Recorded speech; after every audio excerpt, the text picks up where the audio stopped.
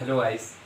आज हम डिस्कस करेंगे कि चाइना ने तिब्बत पर कब्जा कैसे कर लिया, जिसका क्षेत्रफल 12 लाख किलोमीटर स्क्वायर का है, और दलाई लामा का तिब्बत से क्या रिलेशन है। सभी को बेहद ही सरल लैंग्वेज में समझने की कोशिश करेंगे। अगर आप चैनल पर नए हैं तो चैनल को सब्सक्राइब और वीडियो को ज़्यादा से ज़्यादा शेयर और लाइक करिएगा।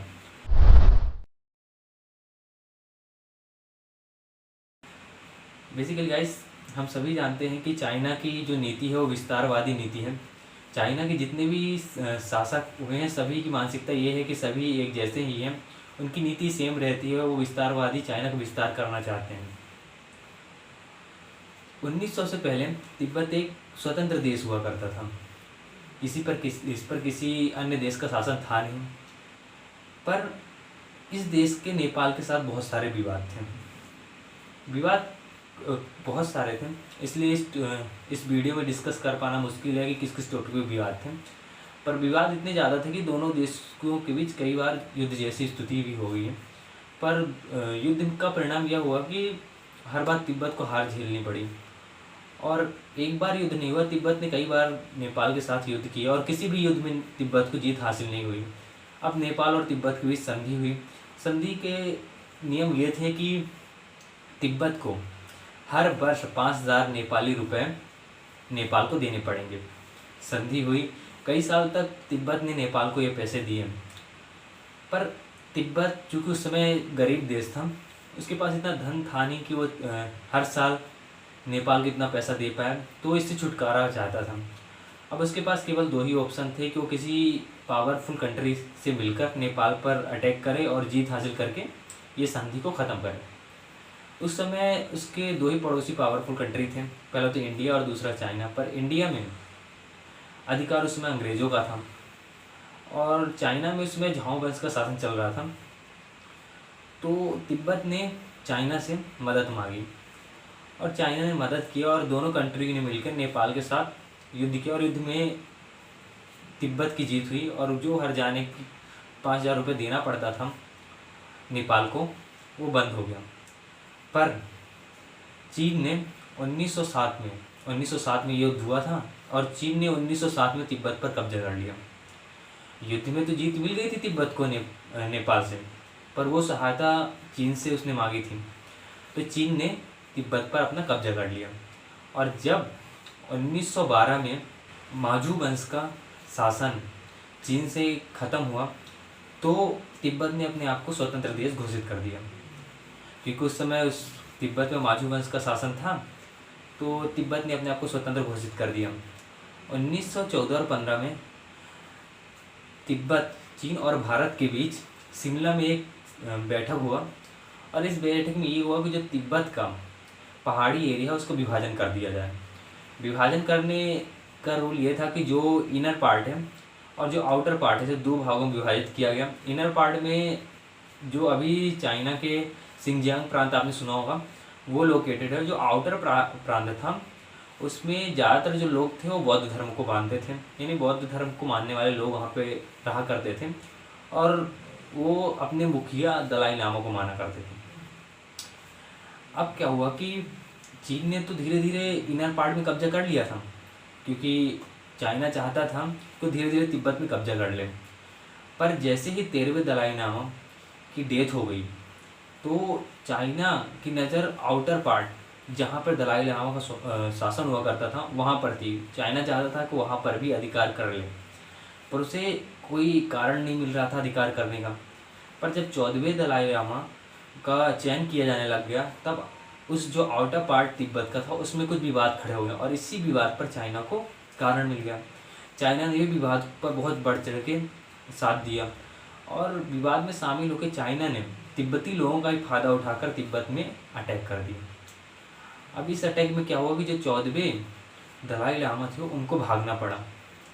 वो भागकर नेपाल से होते हुए इंडिया में आ गए, और उस समय 1955-50 के समय की बात है। उस समय इंडिया में जवाहरलाल नेहरू का शासन था, प्रधानमंत्री जवाहरलाल नेहरू थे।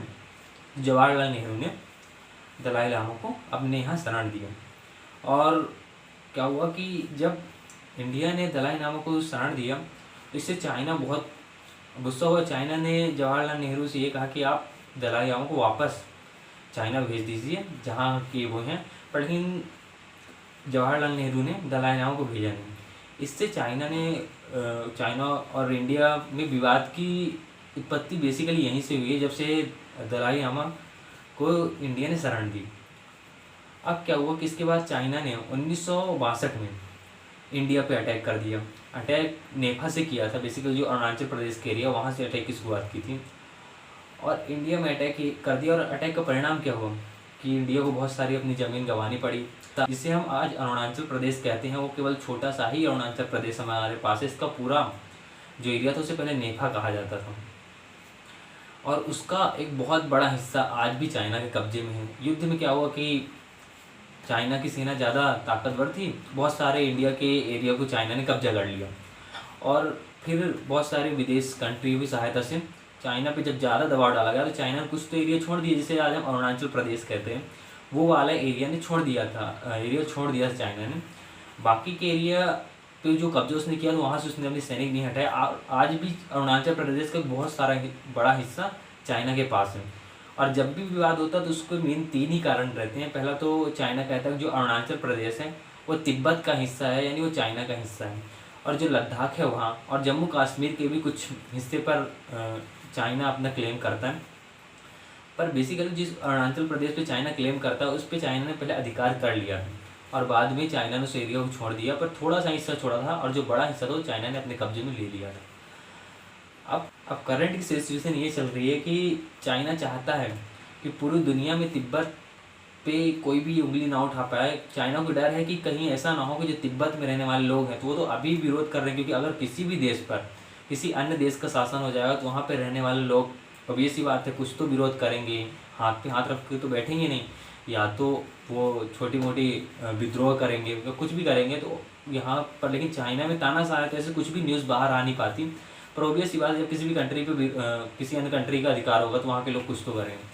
गाइस चाइना को डर है कि ऐसा ना हो कि किसी दिन अमेरिका बहुत सारे कंट्री एक साथ मिलकर तिब्बत को आज़ाद ना करा दें। और इसके लिए चाइना चाहता है जो दलाई लामा है, अगर दलाई लामा पे चाइना का अधिकार हो जाता है तो जो तिब्बत है उसको आज़ाद करा पाना बिल्कुल ही पॉसिबल नहीं है कि तिब्बत अब आज़ाद हो। इसलिए चाइना चाहता है कि जो 14वें दलाई लामा वो तो इंडिया में रह रहे हैं, वो धर्मशाला हिमाचल प्रदेश में रह रहे हैं। पर चाइना चाहता है जो 15वें दलाई लामा हो उसे चाइना चुने, चाइना अपने अधिकार से चुने। जो अपने जो वहाँ पे बौद्ध धर्म के लोग रह रहे हैं जिस पे चाइना ने अधिकार किया हुआ है उनको किसी को 15वें दलाई लामा बना दें, जिससे वो चाइना के पक्ष में रहे और जो तिब्बत का एरिया है वो चाइना के हाथ से ना निकले। पर अभी तो जो दलाई लामा है वो रह रहे हैं इंडिया में, तो इसमें 3 कंट्री वो मेन भागीदारी। पहले तो इंडिया में जो 14 दलाई लामा वो रह रहे हैं, पर लेकिन उनका संबंध तो चाइना के तिब्बत से है जिस पे चाइना ने अभी अपना अधिकार जमा के रखा है। और यूनाइटेड स्टेट अमेरिका ने भी ये कहा है कि जो 15वें दलाई लामा होंगे उनको सभी देश मिलकर ही बनाएंगे, उसमें चाइना का कोई रोल नहीं होगा। बेसिकली चाइना ने वहाँ पे अधिकार किया हुआ है, इंडिया का भी वहाँ पे रिस्पॉन्स रहेगा कि इंडिया भी चुन सकता है दलाई लामा को।